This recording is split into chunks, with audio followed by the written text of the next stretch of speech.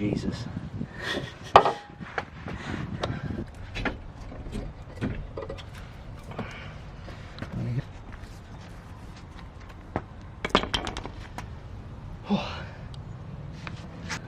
That is a lot of crud. I mean, this side's pretty obvious when you look Oh, at is it?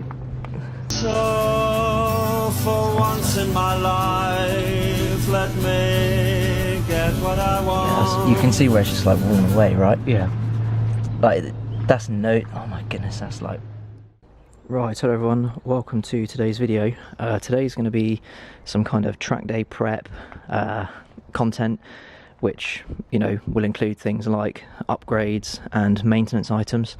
So I've done a quick oil change on the car, but no one needs to see that. It's quite trivial, very boring. But not done one of these before, because normally I don't have enough time, but luckily the track days for a couple of weeks time, so I thought I would start and go over some of the things that need doing. So the first one, as a kind of maintenance item, is the exhaust. Banging against the bumper, and as you can see here, it's flakes of plastic. It's also just melting the side of it. I can kind of see it rubbing up there, which isn't great. So to do that, I've got some new rubber exhaust hangers. And then the second thing, which is more of an upgrade, is to do with the handling.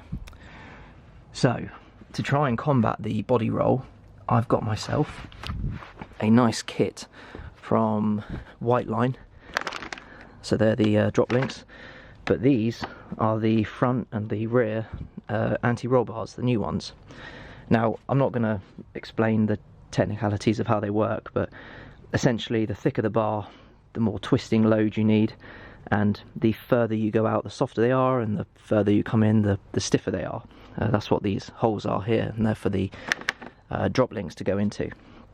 It still mounts to the bottom of the wishbone all the same, so that doesn't change, but it's just the position that you have it set up in. You can play with this, obviously, make it stiffer or make it softer from the front and rear respectively. So got that to install, and also got the exhaust mounts as well to sort out the exhaust. But it's going to be really interesting. Very much looking forward to setting this up and having a play on the track. So I've got the car somewhat jacked up. I just need to sort out the axle stands, but I'm going to get under there now and quickly sort out the rubber hangers.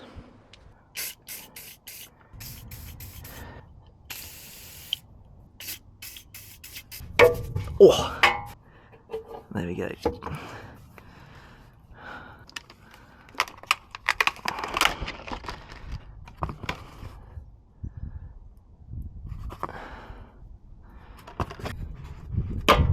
There we go.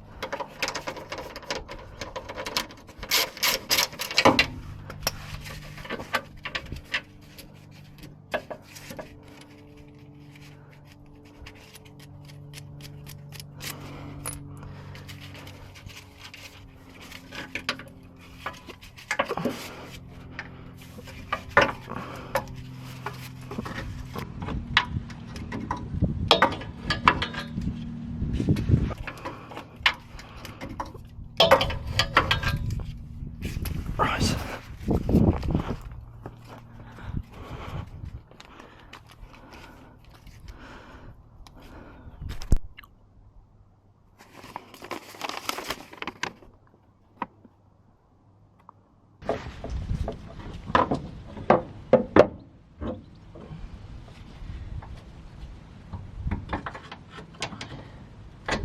Right, just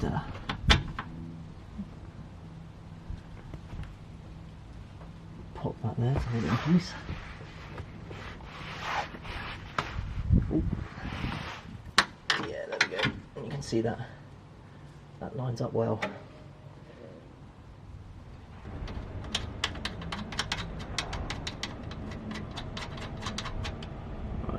just do that up finger tight for the moment.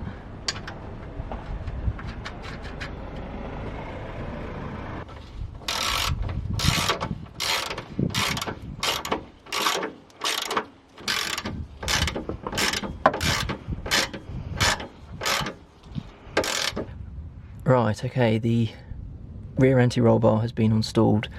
You can probably tell that it's all extremely loose back here, and that's because I need to create some sort of makeshift block to go underneath the wheel, because at the moment the suspension, with it dangling in the air like this, is on its kind of max travel, and you can't set up an anti-roll bar properly in this kind of configuration. So I'm going to go and make some sort of block now to go under the car.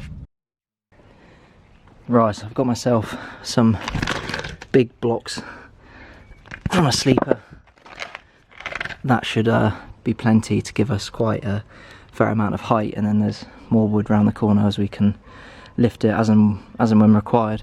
I was going to start working on the front anti-roll bar, but I've found this horrible, hang on, wait for it, that's not going to do it now, is it? But I found this horrible metallic noise from the rear brake here, so I'm going to just take it off and check that the pads are all okay and the slider pins are good.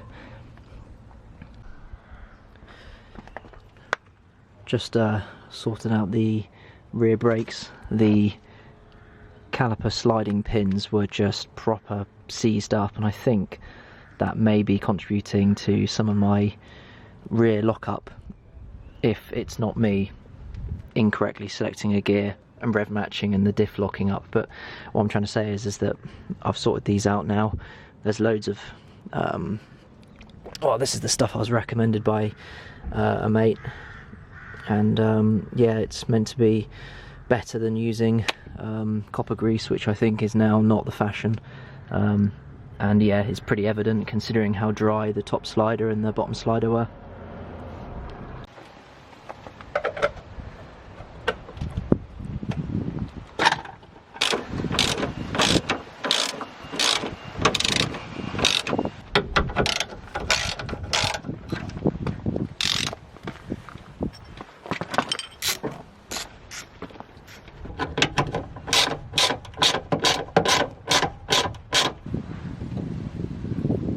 Jesus.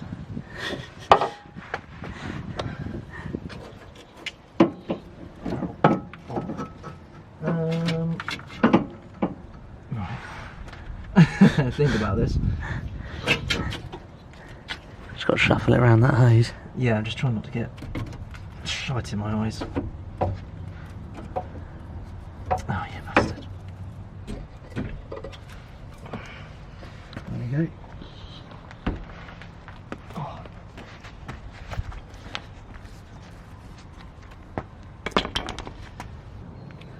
That is a lot of crud. I mean, this side's pretty obvious when you look Oh, at is it. it? Yeah, that's, you can see where it's just like worn away, right? Yeah. Like, that's no, oh my goodness, that's like... We had some calipers that can measure the difference between the normal bit of the bar. I do have some die cut. I got on the Carina. Here you go. Let's have a look.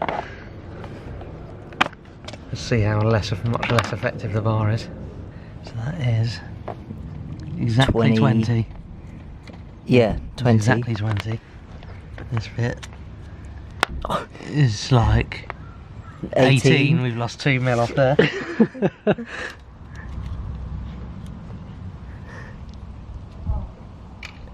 And yeah, same off here. We've lost 2 mil on both ends. That's mad. I mean, thank goodness it's even, but... Oh dear. What about the other one? Looks good to me. Here you go. Oh, this one's in decent. Oh no. This one's not quite so obviously split, but it's still cracking.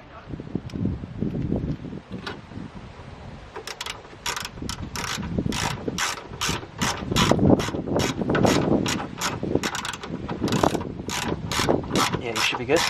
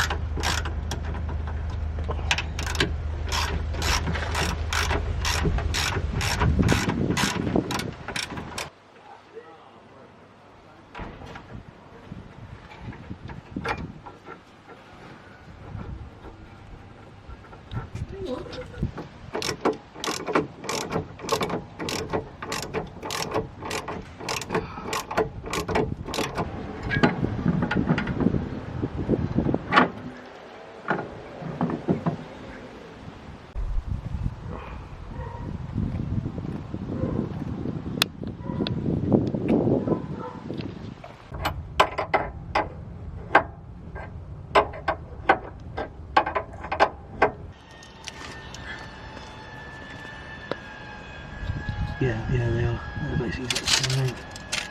So, in theory, and they don't feel like they're under tension. Sweet. So, I'm going to tighten those. Do you have another 17? I think. I can get you an adjustable. Yeah, that should do. That'll do. Just to tighten the centres. Alright.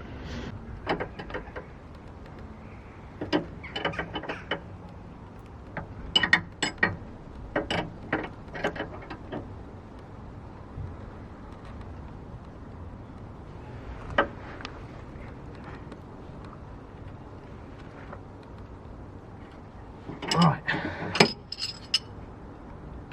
Now we just need to stick those collars on. Which are those Allen key things? I think we're alright.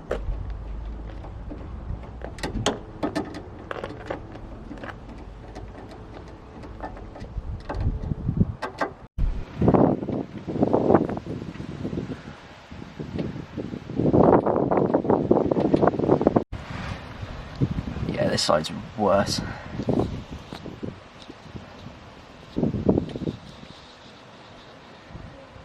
You can just see how that's rubbing the spring. Yeah, I need some spanners, I think. Cool. Right, well, get this tightened up, get some spanners on that. Oh, I've only had a ratchet one. I thought I did, to be honest. I don't know where it's gone. Oh my god, that's a nightmare to get to.